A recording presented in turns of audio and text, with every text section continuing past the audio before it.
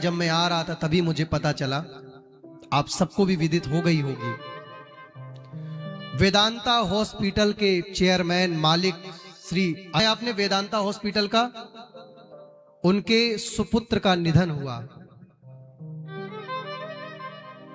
खबर आई होगी न्यूज में, जन जन में खबर प्रसारित हो चुकी है।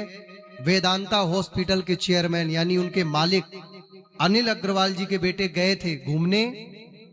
भगवान ना करे किसी दुश्मन के साथ में ऐसा हो, किसी दुश्मन के साथ में ऐसा हो। लेकिन याद रखना, भगवान भी कहते हैं मैं स्वयं प्रकृति के अधीन हूं। जब जिस समय जो लिखा होगा उसे भैया होनी को कोई नहीं मेट पाया। होनी रानी महारानी सब होनी के गुलाम, होनी सुबह देखती है न देखती है शाम, होनी हो के रहे इसे झूठ ना समझो कोई कुछ भी कहे। कितना बड़ा साम्राज्य था। हम छोटे छोटे थे, चित्रकूट में पढ़ते थे, तब हम वेदांता का नाम सुनते थे।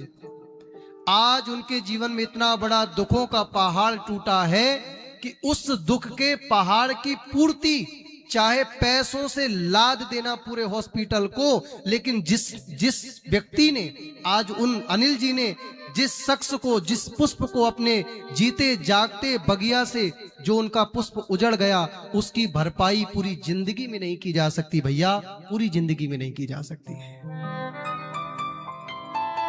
क्या उनके दिल में बीती होगी उस माँ के, उन पिता के, उस पूरे परिवार के।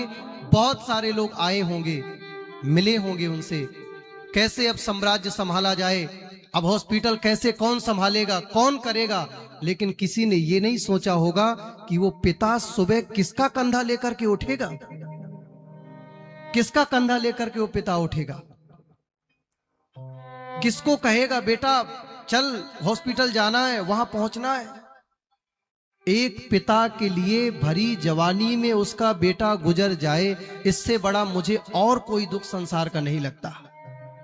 जिस समय पितृत्व जन्म लेता है पुत्र के होने के बाद, तो पिता के मन में एक ही बात याद आती है कि मेरे बुढ़ापे का सहारा आ गया, मेरे बुढ़ापे की लाठी मेरे घर में आ गई। और आज जिस बुढ़ापे की लाठी को, जिस बुढ़ापे के सहारे को संजो के पिता ने रखा हो कि मुझे कंधा देगा, और आज उसी पिता को अपने बेटे को कंधा देना पड़ जाए, इससे बड़ा कोई और दुख मुझे नहीं लगता होगा। धरे रह गए वो पैसे, धरा रह गया वो नाम, धरी रह गई वो शोहरत, धरी रह गई वो इमारत, धरे रह गए वो बंगले, धरी रह गई पूरी दुनिया की कायनात। लेकिन आज उन व्यक्ति से जो छीना गया, पूरी दुनिया में कोई ब्रह्मांड में ऐसा जन्म नहीं लिया एक के सिवा जो उन्हें लौटा दे। लेकिन वो भी नहीं लौटाएगा, नहीं लौटा पाएगा। वो कहता मैं मजबूर हूं भाई, जितने दिन के लिए मैंने भेजा था उतने दिन उसके हो गए, लेकिन तुम इसी बात पर रोते हो कि वो चला गया।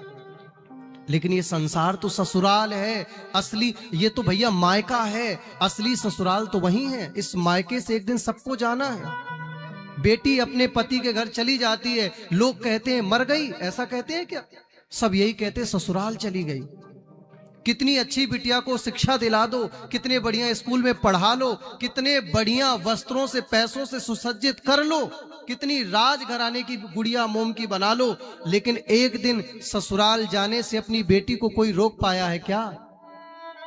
जरा मैं आपसे पूछना चाहता हूं, हाँ या ना, कोई रोक पाया है क्या?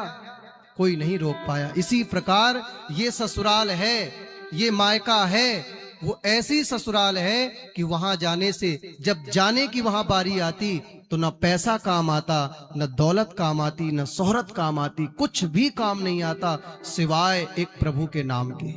धरा रह गया सब कुछ। आज उस परिवार में चीखें निकल रही हैं, दुखों की चीखें। और मुझे कई लोग पूछेंगे कैसे चलेगा कारोबार, अब क्या होगा? इस संसार में भगवान और माता पिता से ज्यादा तुम्हारे संग कोई निस्वार्थ प्रेम नहीं करता। अगर कोई करता है तो उसकी भरपाई तुम्हें अपने जीवन में करनी पड़ेगी। माई बाप ध्यान से सुनिएगा, करनी पड़ेगी। कई लोग लग गए होंगे, उन व्यक्ति ने यही कहा कि अपने जीवन की 75% कमाई में दान करता हूं, जिसके लिए जीवन भर कहा जाता है भैया 2 पैसे हैं तो दान कर लो। 2 पैसे हैं तो कोई, अगर तुम अच्छा नहीं कर सकते, अगर कोई आ रहा है अच्छा करने, कोई कर रहा है अच्छा, तुम्हें प्रेरित कर रहा है, तो तुम अपने 2 पैसे उसके संग लग करके पवित्र कर लो। केवल यही जाना है हमारे साथ, इसके बाद मेरी मैया कुछ नहीं जाना, कुछ जाता ही नहीं हमारे साथ, सब यही छीन लिया जाता है। 5 तत्वों से मिलकर के शरीर बना और 5 तत्व यही छीन लेंगे।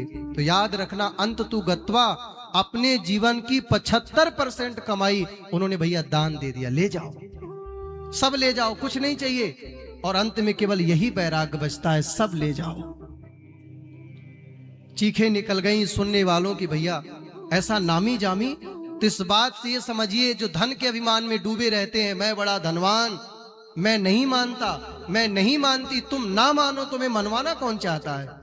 लेकिन जिस समय जब वो तुमसे हिसाब लेने में आएगा तो तुम्हारे पुरखे कांप जाएंगे, तुम्हारे घुटने टिक जाएंगे, तुम एक क्षण की मोहलत उससे मांगोगे, लेकिन वो यही कहेगा, प्यारे जीवन मौत का खेल है पगले, काहे का रोना धोना। सब यही समझाएंगे, जितनी राम ने भर दी चाबी उतना चले खिलौना। चला गया, निकल गई चाबी, गया। ये तो गैस का गुब्बारा है, श्वास एक चाबी है। पैसा खर्च करते हैं, सब कोई कहते हैं इतना खर्च कर दिया, आगे ध्यान रखना, इतना खर्च हो गया, थोड़ा कंट्रोल कर लो। लेकिन कितनी श्वासें खर्च कर दी, इतनी भगवान की दी हुई बहुमूल्य, आपको कभी खबर आती है? कभी स्मरण होता है इन श्वासों का? कभी चिंता होती है इन श्वासों की? हम यही व्यासपीठ से उनके लिए बहुत बहुत भगवान से प्रार्थना करते हैं कि उन परिवार को, उस पूरे अग्रवाल परिवार को भगवान ऐसी दुख की घड़ी में सहनशीलता प्रदान करे। भगवान ही उस परिवार में ऐसा कुछ चमत्कार करें कि जिससे उस परिवार को बड़ी शांति मिले। हम सब क्या पूरा प्रयास कर डालिए भैया, लेकिन किसी का बेटा जवान जागता चला जाए, भरी जवानी में माँ का बुढ़ापा दिखने लग जाता है भैया। भरी जवानी में बेटे का माँ से दूर जाना इतना कष्टदायी होता है, लेकिन मन में विश्वास होता है कि गया है, आ जाएगा, आज कहीं पढ़ने गया, कल लौट के आ जाएगा। लेकिन जिस माँ को ये पता चल जाए कि पूरी दुनिया जहान से चला गया, अब किसको मुख दिखाएगी? अब कौन कहेगा लौट आएगा? अब कौन कहेगा लौट आएगा? कहां से लाओगे? क्या मैं कहता हूं 2, 4, 10 हजार करोड़ों की संपत्ति से ले आओगे? अगले व्यक्ति ने अगर सब कुछ अपना दान कर दिया तो टूट गया, खत्म हो गया। अब उसे नहीं लगता कि कोई जीवन बचा।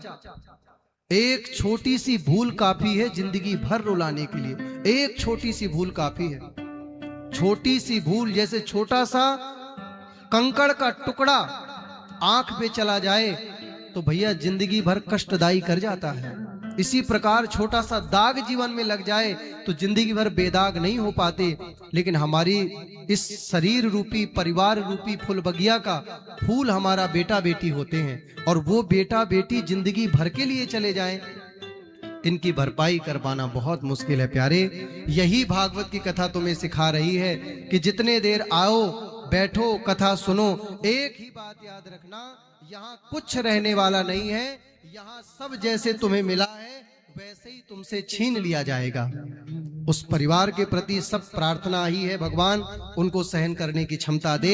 ऐसे कितने लोग आ रहे हैं, कितने लोग जा रहे हैं, बस यही तुम्हें भागवत सिखाती है कि जितने दिन आए हो तो अपने इस जीवन को सार्थक बना लो, इसको सदुपयोगी बना लो। ये बहुत दिन रहने वाला नहीं है जीवन, कब कौन सी घड़ी अंतिम हो जाए हमें नहीं पता भैया।